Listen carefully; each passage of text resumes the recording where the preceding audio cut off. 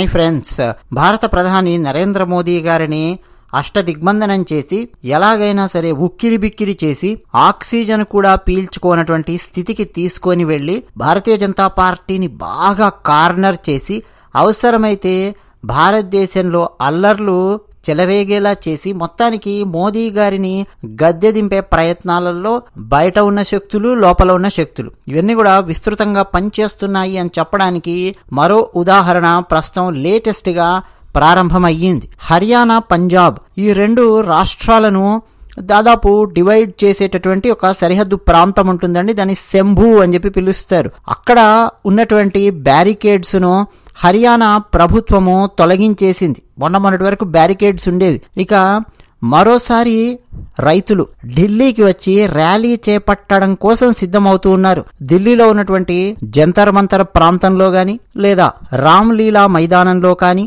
శాంతియుత నిరసనలకు దిగుతాము అని Bharatiya Kisan union BKU అంటామండి షార్ట్ కట్ లో, దాని అధ్యక్షుడు జగ్జీత్ సింగ్ దల్లేవాల్ ఆయన మంగళవారం మీడియా ముందు తెలియజేశారు. సో మరోసారి రైతుల ధర్నా, రైతుల ర్యాలీ పేరిట రాబోతూ ఉన్నారు. పండించిన పంటలకు కనీస మద్దతు ధర MSP అంటాం హామీ ఇవ్వడంతో సహా పలు డిమాండ్లపై రైతులు గత కొన్నాళ్లుగా నిరసనలు చేపడుతూ ఉన్నారు. అందులో భాగంగా 2023 ఫిబ్రవరిలో చేపట్టినటువంటి చలో ఢిల్లీ కార్యక్రమం, అలాగే 2024లో చేపట్టినటువంటి చలో ఢిల్లీ కార్యక్రమం ఇవన్నీ కూడా మనకు గుర్తొస్తాయి. ముఖ్యంగా 2024లో జరిగినటువంటి చలో ఢిల్లీ కార్యక్రమం సరిగ్గా ఎలక్షన్స్ కు ఒక 2-3 నెలల ముందు జరిగినటువంటి కార్యక్రమం. అది రసాభసాగా మారడం, భద్రతా బలగాలు అడ్డుకోవడం, అప్పటి నుంచి హర్యానా సరిహద్దుల్లోనే రైతులు బస ఏర్పాటు చేసుకొని అక్కడ ఉండడం, ఇక శంభు సరిహద్దు దగ్గర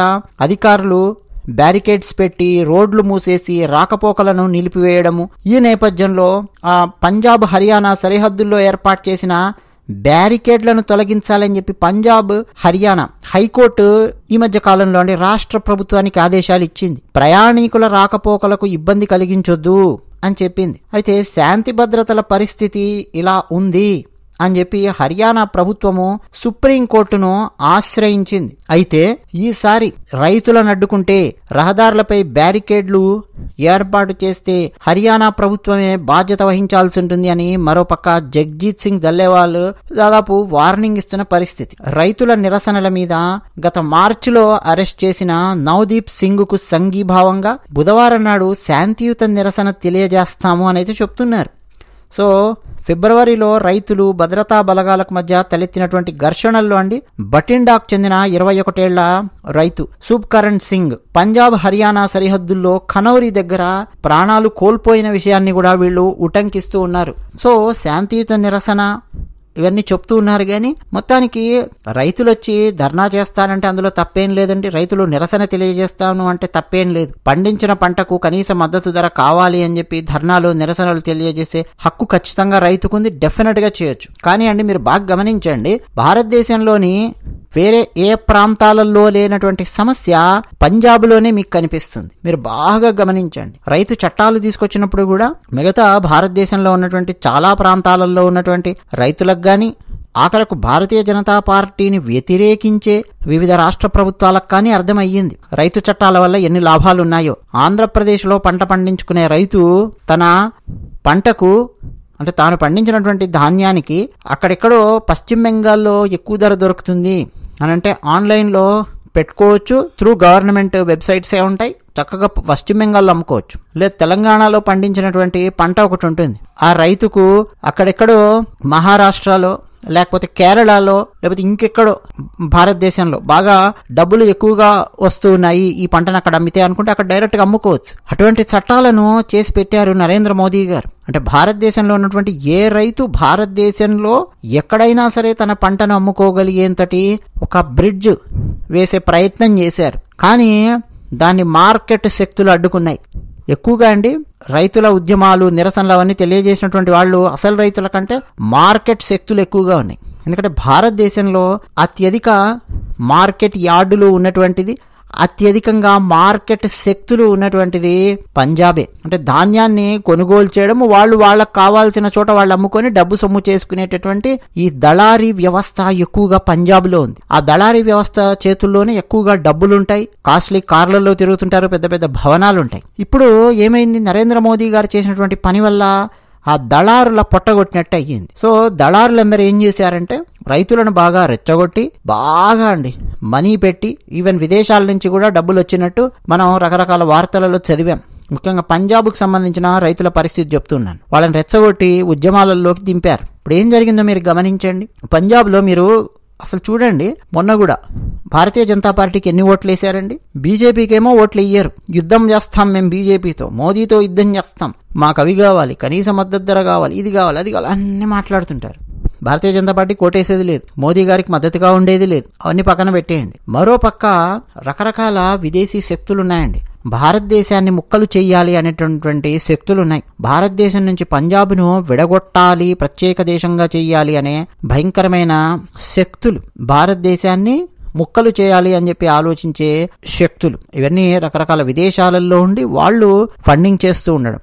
వాళ్ళ ఇంటెన్షను నరేంద్ర మోదీ గారిని కిందికి దింపే ప్రయత్నం చేయడం. సో దట్ మెల్లిగా తర్వాత బలహీనమైన ప్రభుత్వాలు భారతదేశంలో ఏర్పడితే తర్వాత వాళ్ళ ఉద్యమాలు తీవ్రతరం అయ్యేలా చేసి పంజాబ్ను భారతదేశం నుంచి విడగొట్టాలి అనే ప్రయత్నాలు చేయడం. ఇదన్నమాట వాళ్ళు చేస్తున్నది. మోదీ లాంటి ఒక బలమైన నాయకుడు భారతదేశంలో ఉండడం చాలా చాలా శక్తులకు కంటగింపుగా మారింది. పాకిస్తాన్లో ఉన్నటువంటి శక్తులకు కంటగింపుగా మారింది. భారతదేశం పైన ఉన్న ఎర్రచొక్కా దేశంగాళ్లకు కంటగింపుగా మారింది. ఇంకా చాలా చాలా దేశాలకు కంటగింపుగా మారింది.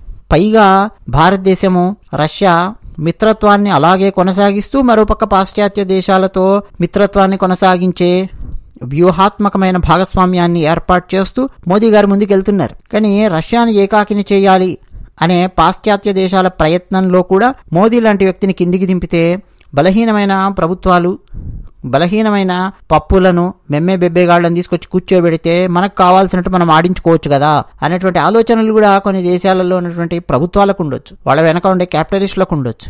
దానికి తోడు భారతదేశాన్ని ముక్కలు చేయాలని విదేశీ శక్తులు, నిజానికి స్వదేశీ శక్తులే కానీ విదేశాలలో ఉండి స్వదేశానికి వ్యతిరేకంగా పనిచేసే రకరకాల శక్తులు, ఇవన్నీ రకరకాలుగా రెచ్చగొట్టి రకరకాల ఉద్యమాలు భారతదేశంలో భవిష్యత్తులో, అతి సమీప భవిష్యత్తులో చేయబోతూ ఉన్నట్టుగా మనకు స్పష్టంగా అర్థమవుతోంది. రాహుల్ గాంధీ 99 మార్కులు వచ్చాయని చెప్పి చంకలు గుద్దుకొని ఎగిరి గెంతేశాడు. ఆ 99 మార్కులు 100కు కాదరా నాయన, 543కు 99 వచ్చాయి నీకు అని నరేంద్ర మోదీ గారు లోక్సభ సాక్షిగా రాహుల్ గాంధీకి చొరకలు అంటించారు. కానీ రాహుల్ గాంధీ ఏంటంటే పేటరైపోతున్నాడు.